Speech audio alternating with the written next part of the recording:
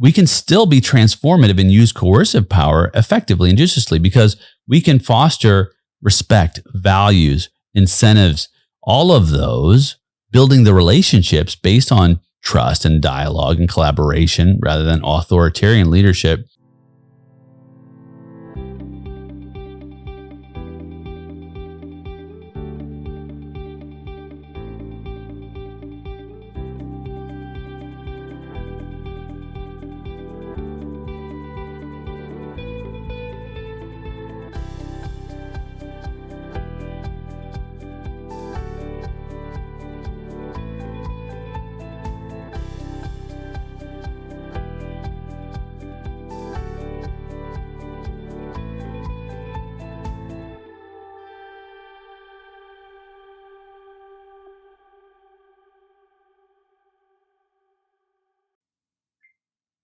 Hello, my friend, and welcome to this Friday episode of A Call to Leadership. I'm Dr. Nate Sala, your host, and I am so glad you are here. Every Friday, we work on one tool for your leadership tool belt, and it's just you and I in the trenches. No co-hosts, no special expert guests. Now, that's on Mondays and Wednesdays, but Fridays, it's just the two of us.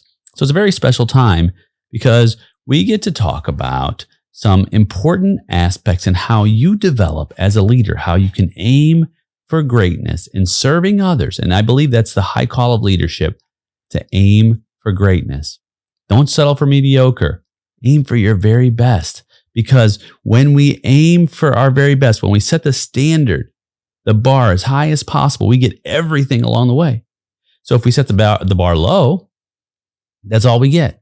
But if we set the bar high, what can be, then we will work and strive to achieve everything we can while we're still here, while we still have breath in our lungs, so that we can breathe and embark on a journey every day, because the world needs effective leaders. The world needs to eliminate the leadership crisis, the toxicity and the cancerous, narcissistic leadership that exists among us. You're not that leader. I'm not that leader. We seek to serve first, to serve well.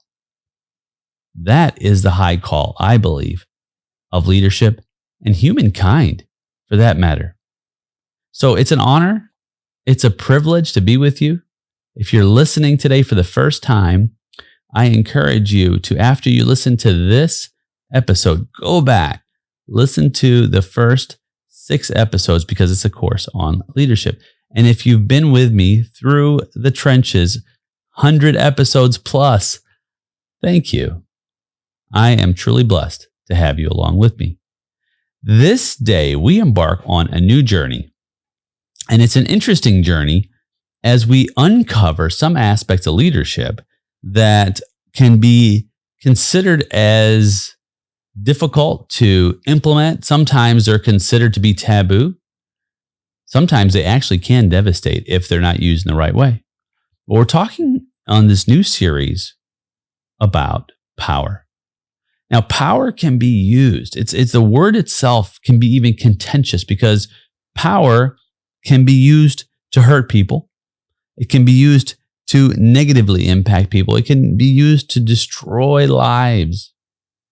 Of course, that's not the high call of leadership. The high call of leadership is to build, to not self-preserve, but to self-sacrifice so that we can help others achieve collective goals. So we're going to talk about some different, we call bases, social bases of power in this series.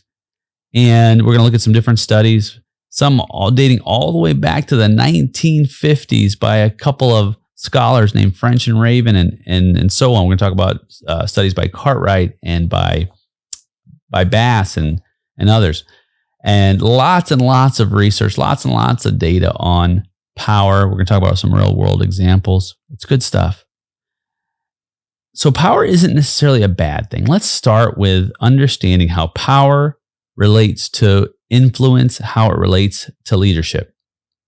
And one of the most effective definitions that I heard, actually before I even started my PhD program, I was talking with one of the professors at the university where I was going to attend, and And I were talking about this idea of power.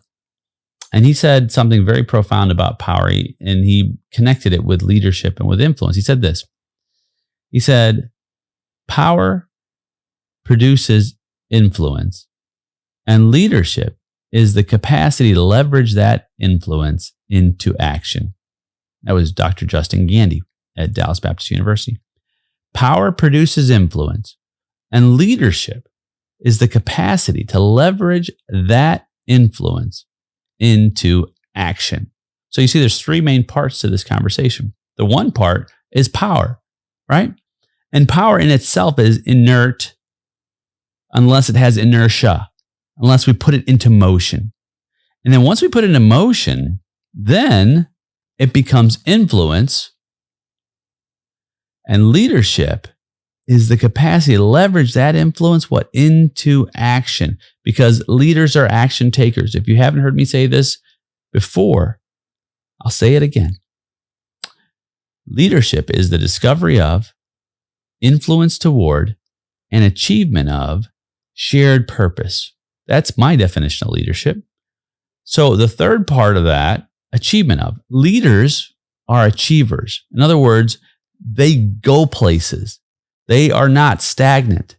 They are not stationary. You are not stationary as a leader. You must move forward. You must progress. If we don't need change, which progress is change, action is change, then we don't need leaders. But when we do need change, and we need change constantly, we need change to continue to push the envelope forward, to grow, to make new things happen, to achieve far greater than we ever thought possible in our businesses, with our families, in our communities. All of these pieces are moving us into a position not only of forward motion, but of relevance. Because if I can't help you solve the problems that are mutual to you and I, and we have to define those, we have to create those, we have to invent those, we have to discover those, we have to explore and plan and execute those. If I can't do that, then I'm not an effective leader. So on the flip side, when I can, I am. And so you are worthy to lead when you can discover a better future state, when you can influence others to join alongside of you and create that state, and when you actually achieve your desired goals, which revolve around a shared mutual purpose. It applies universally. And you can find that the very base of that leadership is going to be in this area and realm of power. So we're going to break all this down. We're going to talk about all these different types of power and how you can utilize them. Now, keep in mind, there will be some that are considered very contentious. And actually, we're going to start with that right now. One of these social bases of power that we're going to start with is this power called coercive power.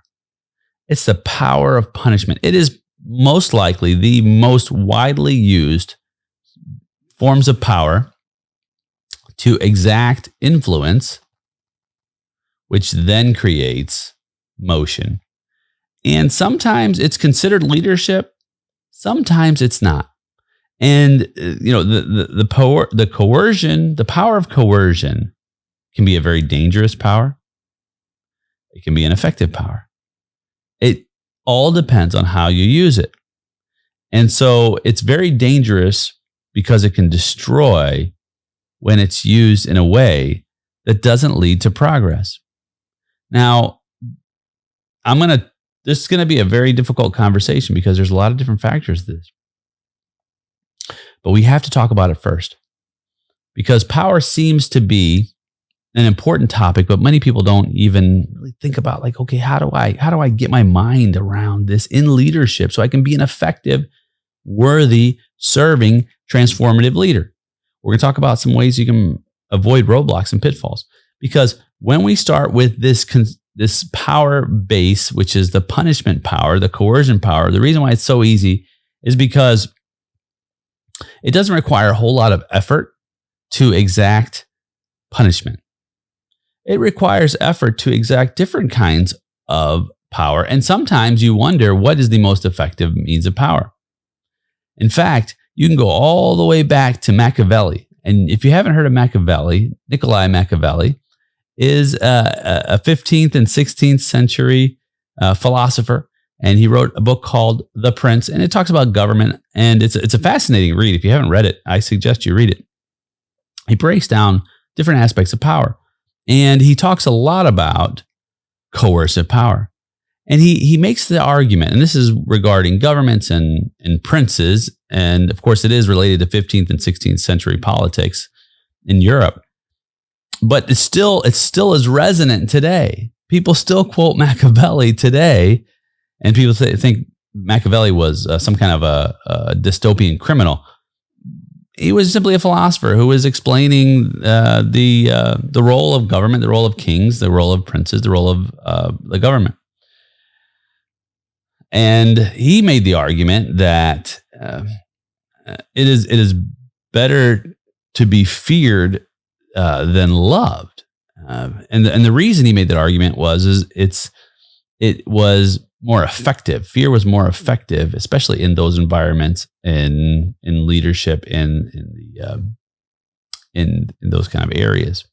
Now, why would he say that? Well, he would say that because fear, he believed, was a motivator, and that if a king or a government entity was soft, if you will, was not enforcing discipline, then chaos would ensue.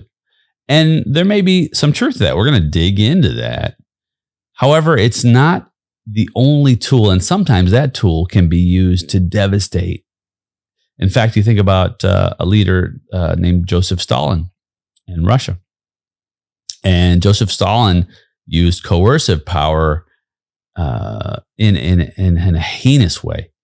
In fact, he was responsible for murdering millions of people. And of course, there's others too. Adolf Hitler. In fact, James McGregor Burns, who I've quoted before, he's a Pulitzer Prize winning scholar from the 70s and 80s. He would not even classify Adolf Hitler as a leader.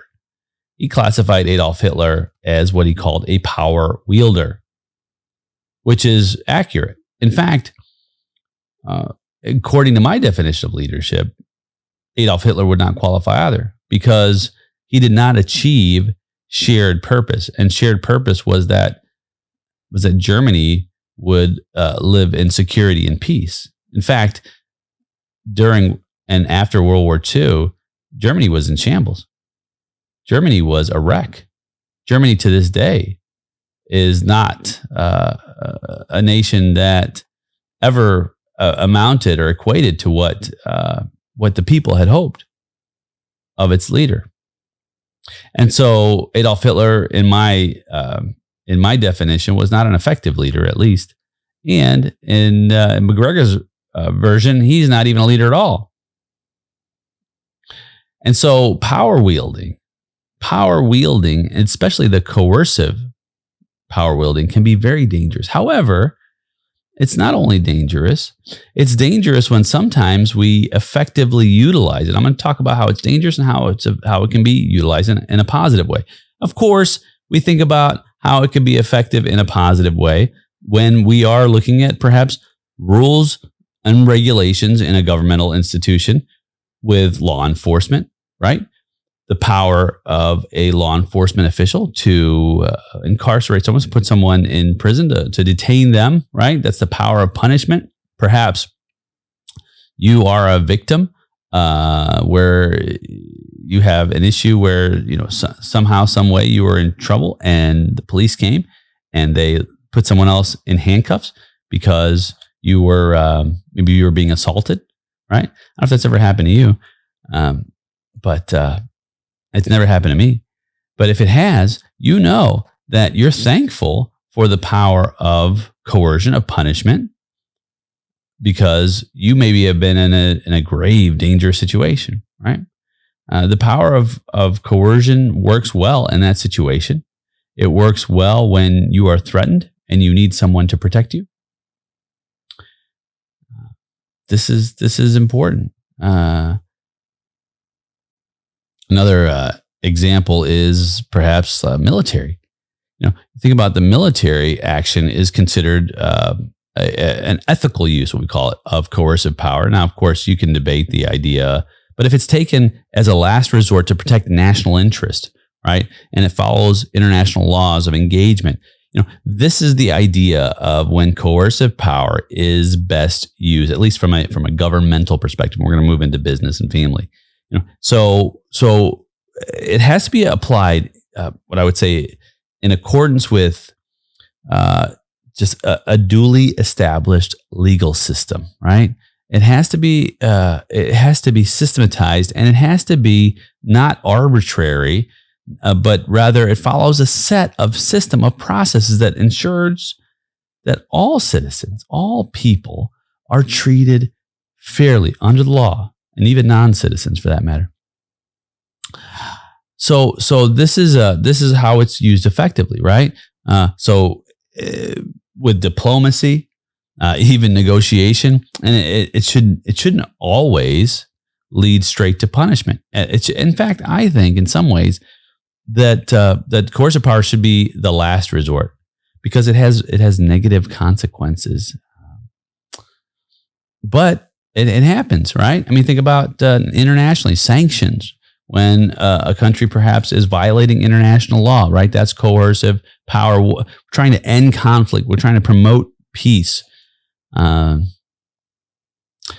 the other hand, it has negative implications, right? When leaders overuse it, when they abuse their coercive power, it not only leads to suffering, but it can also undermine trust. Think about that. In leadership, coercion can erode trust. It can destroy respect. It can even lead to resentment. I know that in my own life, I've had to, and this is on a personal level, from a business, and I've used coercive power. I misused coercive power, and the power of punishment.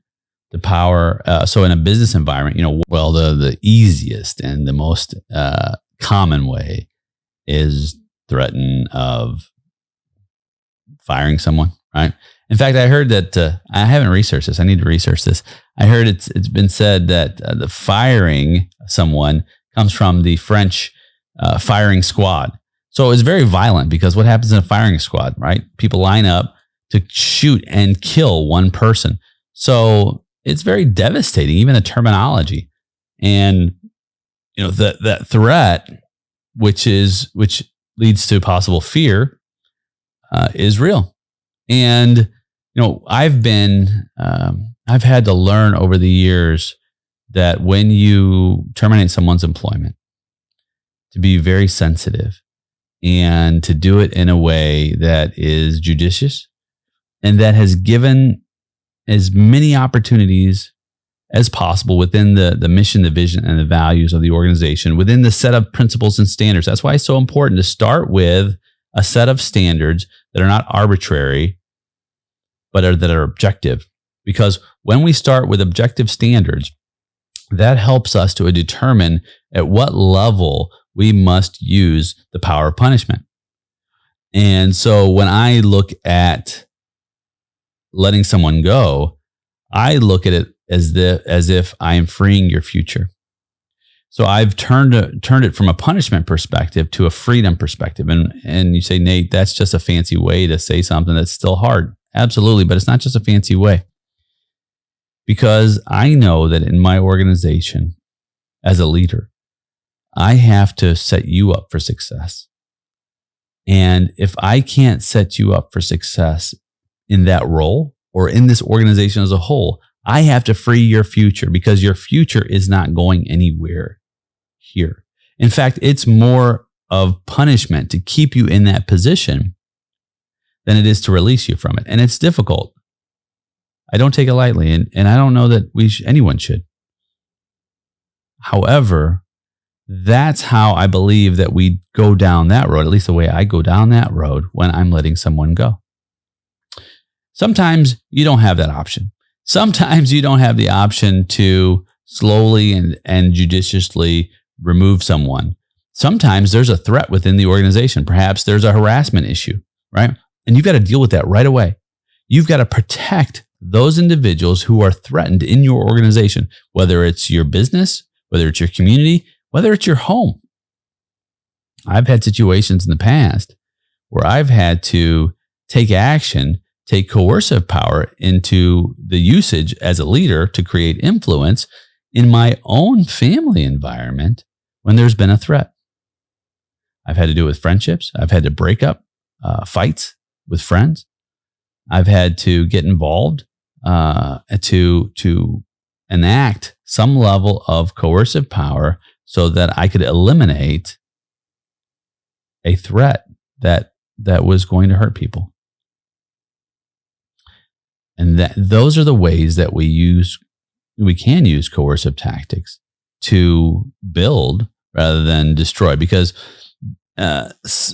it can be a short-term effective method to eliminating an issue quickly, but it's not the end-all be-all. In fact, it can destroy us. It can destroy trust. It can destroy teamwork, integrity, productivity can go down, right? And the reason why I say this is because let's kick it back to a business environment. In a business environment, there are situations where coercion may be necessary, right? What did I just say about ethical violations and things like that, legal issues, just this system of consequences, right? On just processes. That's essential for a business to have safety, boundaries that are healthy, right? And sometimes it's also necessary to apply pressure where needed to enforce some kind of compliance with legal obligations, best practices, right? Because we have to protect our stakeholders' interests. That must be protected. But we have to be cautious because there's limits to using coercive power, especially in a business environment, right? Because if we continue to enact coercive power as our primary source of power, we can get all kinds of problems in an organization, right? You can get fear. You can get defiance. People could feel threatened at all times. Oh, are you going to get fired, right? Am I going to get fired? Am I going to get demoted? Am I not going to get that raise, right? And so these threaten, when people feel threatened, then they don't feel motivated. And so it's so important to focus on shaping a sustainable and inclusive workplace. And we're going to talk about this as we get into this series on power, because there's other kinds of power that nurtures learning, nurtures innovation, right? Aligning our values with the individuals and the group goals, because we are transformative leaders, right? Now, we can still be transformative and use coercive power effectively and judiciously, because we can foster respect, values, incentives, all of those, building the relationships based on trust and dialogue and collaboration rather than authoritarian leadership, because we can do that and still employ coercion, or it's such a nasty word, right? Or punishment when we learn how to manage performance standards while we cultivate that healthy culture to really capture all our stakeholders' aspirations. So the goal should be create environments where employees thrive by embracing their unique identity. So when we're applying correctly, it's a balanced leadership approach, right? We want to guarantee quality, proactivity, sustained satisfaction for all stakeholders. And we want to develop our institutions long term. So it requires some level of coercion, because people have to know that there are boundaries. And when those boundaries are breached, there are consequences. There are consequences to all of our actions. I had an employee years ago, believe it or not, who was, an alcoholic and was drunk on the job. And I called this employee out and I said, I think you're drunk. And this employee denied it. I said, well, would you be okay if we did a quick test to just confirm? I didn't do a breathalyzer or anything like that. I pulled the old, put your head back and close your eyes and see if you can touch your nose, right? Cops used to do that to me when I was drinking and driving. And unfortunately I did drink and drive and I should have went to jail for it, which would have been what? Coercive punishment. Why is that important? Why is that good for society? Because I had no right to be behind that wheel with my vision, with my driving impaired. I could hurt somebody. Same thing in my accounting firm. This certified public accountant had an issue where could not perform the duties effectively. And I asked the individual to get help and didn't, and the individual refused. And so I had to, I did not renew the contract. And I had to do that.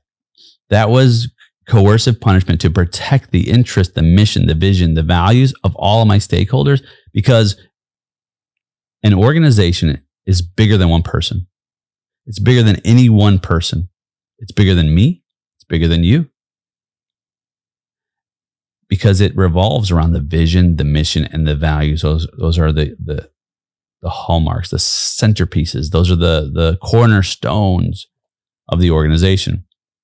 And so when they're breached, sometimes we have to use punishment.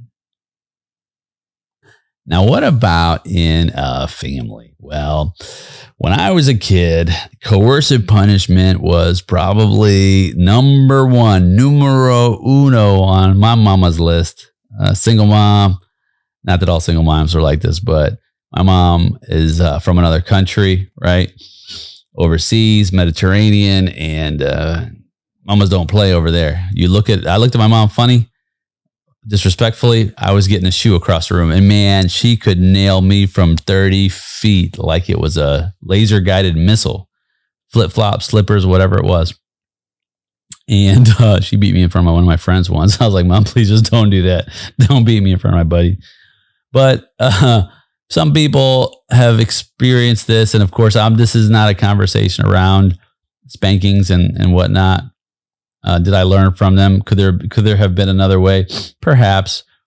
However, I can tell you this. I can tell you that I learned not to look at my mom funny again. She taught me that, but she also taught me, there were some areas when I was she taught me respect. Most importantly, respect through some level of coercion and fear of punishment. And she also taught me to be disciplined and work hard through that as well.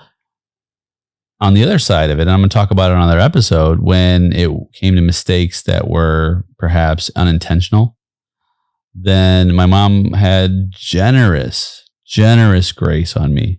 And there were many times where I made mistakes. One time we lived on a farm, and we lived across the street from a golf course. And so lots of golf balls would come into our yard, and I'd pick them all up before I mowed the grass. By the way, with a non-power mower, a human-powered mower, one of the old kinds it had a round blade and it went in a big circle and you had to push it. Anyway, that's how I got strong when I was 9 years old. And so I had one golf club, I had a one wood, and I would stand at the edge of our house and hit golf balls. Well, the problem was I was hitting them the wrong directions. Not that I should have hit them anyway. Instead of hitting them out into the street, back into the golf course, which I shouldn't have even hit them. I was hitting them toward the house. Well, lo and behold, one of them, you guessed it, went right through the front window. And I'm like, oh my goodness, I'm toast. Coercion is coming. Punishment is coming. I should have never done this, right? She was about to influence me, but she didn't do anything. She said, just don't do it again. And guess what? I never did it again. Why? Because I knew that coercive punishment was on the way, and it was too much of a threat for me. On the other side of it, here's the thing about influence, friend.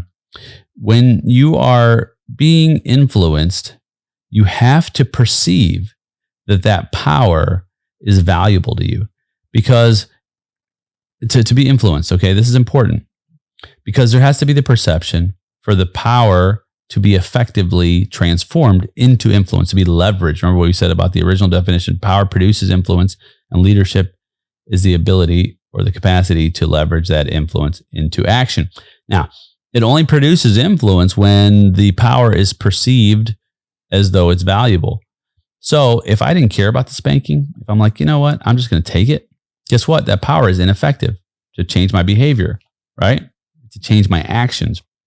The same thing in Tiananmen Square, China, right? People are willing to die in that square for what they believe. So that power has no effect on the change, on their behavior. It's so important to understand that the power must be perceived in such a way that it has value. Because if something else has value more than that power, no amount of coercion, no amount of punishment will change my direction, my behavior. That's important. It's important to know as we get into this, right? So family dynamics, as we close this episode, coercive power in families can be harmful. They can be good. I'm going to talk about some other ones just as we close, because it's so important for me to get this out. Coercive power in families can be devastating. Some forms of coercive power. So, the harsh physical disciplining, would I consider what my mom doing as harsh physical discipline? Not really. I mean, yeah, I got hit with a flip-flop. I mean, did it really hurt? It was more embarrassing than anything. But there's abuse. There's real abuse. I mean, I have people in my own family who have had abuse in their family.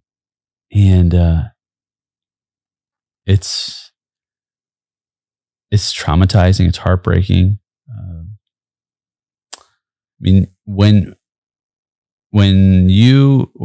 our son was little, we would have all different kinds of reminders, and we attempted to be extremely mindful of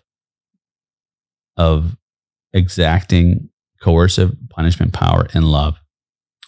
And when I say that in love, we call them reminders.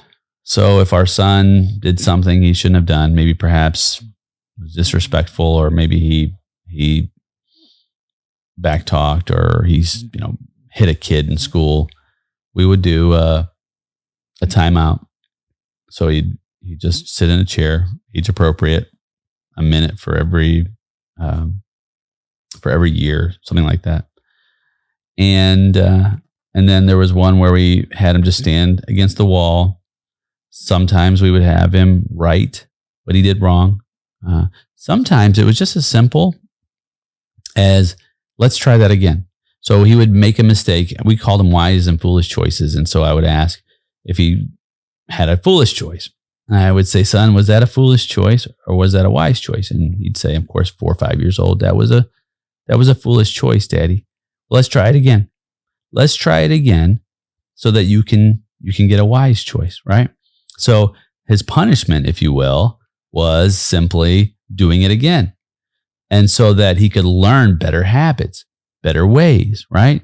Every so often, our son was pretty stubborn. In fact, I bought a book called Setting Limits for Your Strong-Willed Child. I recommend it. It was actually very good because it helped me to understand how a strong-willed child, at least in some cases, thinks, so that I didn't take offense to it. Because sometimes when we take offense, personally, our anger wells up, and we can't make sound judgment when we are angry, right? I've never made my best choices when I was angry, ever. You've heard HALT: hungry, angry, tired, lonely. Don't try to make decisions when any of those 4 things are active. At least try not to. So because that's where aggression comes in. If I can stay objective and say, okay, what are the steps necessary to have behavior change without having without having a long-term issues like fear, anxiety in children, right? I don't want to set unhealthy precedents of how conflict should be resolved. It can lead to serious problems later in life. In fact, there were some SWATs, but they were like the last resort after so many soft reminders to ask my son, I've got to see some change. And so they were heartbreaking, and a hug and love. And it's like, man, in hindsight, would I do it differently? Probably. I know a lot more today than I know now, or than I did then. But we've got to be, and that's just physical. There's also verbal abuse, friend. For coercive power in families, family members using threatening language, insults, as a means, of course, of control, right? It can cause emotional harm, damage to self-esteem. It can lead to resentment and just a breakdown of trust in a family. So we've got to be careful about that. I've seen that, man. And I've done my best not to use verbal abuse and to not use threatening language or insults. I remember actually when my son was little, I gave him an insult, and I was so quick to change it. I think he did something, and I said, that wasn't very smart, was it? I just saw his countenance just drop down. I might have mentioned this in another episode. I said, you know what? Just as quick as I could, I said, son, I got down on a knee because he was little. What wasn't smart? What Daddy just said. What Daddy just said wasn't smart. You're smart. I'm sorry. And he just gave me a big bear hug. He said, Daddy, I know you're sorry. It's okay. So even if we've perhaps misused the power of punishment verbally, there's still time to apologize. There's still time. So we must do that so that we don't have those strained relationships. We don't have the damage of the trust, right? We want a healthy, communicating, problem-solving family. We want to encourage positive reinforcement methods. We're going to talk about that on the next episode. Praise, reward, so on, right? Explain why behaviors are unacceptable. Offer alternatives, for the child to emulate. We're going to talk about all that. So open communication, all of that is a way to manage behavior. But when we use it judiciously, when we use it in a very last resort, in a way that is not going to cause major issues, then we're okay. And so I'll give you an example. The car. My son's 16 years old, right? We've talked about certain behavioral measures have to be met. Certain heart measures have to be met to have access to the vehicle. Because this is a death machine. It's a 3,000 to 4,000 pound death machine. And unless I've seen enough maturity to get behind the wheel of that machine, right? We're not doing it, right? And so there's the fear that I may not get to drive unless I exhibit a level of maturity, a level of discipline, a level of discernment, a level of obviously ability and capacity. Then that's off the table, right? So in some ways, it is important and it's okay to use the punishment. Punishment is you're not going to get to use that car, right? Because it's a privilege. Because it protects everyone on the road and it protects you too. That's when I think we can use coercive power for good. Now, this was a long episode, right? Because we're warming it up. I am just so thankful for you. I'm so thankful that we've had time together to discuss this very important, kick it off with a foundational base of power called coercion. And I hope you've been enlightened to some different ways that coercion is positive and coercion can be negative because it's weighty. And this can be an entire series all in of itself. And I'm sure we'll go through it again. But until next time we meet, I am so thankful you joined me today. I'm Dr. Nate Sala. This is A Call to Leadership. Well, my friend, we did it again. I'm so glad you joined me on this episode of A Call to Leadership. If you've been with me on the show, listening in, you'll know this. But if you're new, you may not know that I created a free course for you that you don't need to provide an email address. It's Sala, and this is A Call to Leadership.